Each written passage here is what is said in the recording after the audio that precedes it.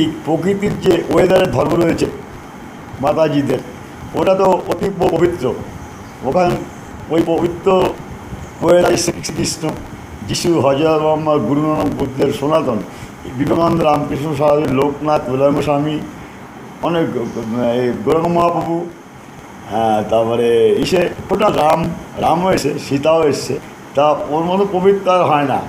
ওইসব ঢপবাজি ধর্ম যে লিখেছে তার কথা কি আমার মেনে নিতে হবে নাকি? যেটা সঠিক সেই মানব। ধর্ম তো আমিও লিখতে পারি, উনি লিখবে আর আমি মেনে নেবো, যেটা মনের বিপক্ষে যাবে। ধর্ম লিখলেই হলো, সে যত বড় ধর্মবাণী হোক না, ধর্ম লিখলেই হলো। ওটা তো 2 নম্বর ধর্ম হতে পারে, তারটা মেনে নিয়ে কি আমার চলতে হবে? হ্যাঁ, এত বড় মহাপুরুষ ঋষিমুনিরা জন্মগ্রহণ করেছে এই প্রকৃতির এই আশ্রয়ে।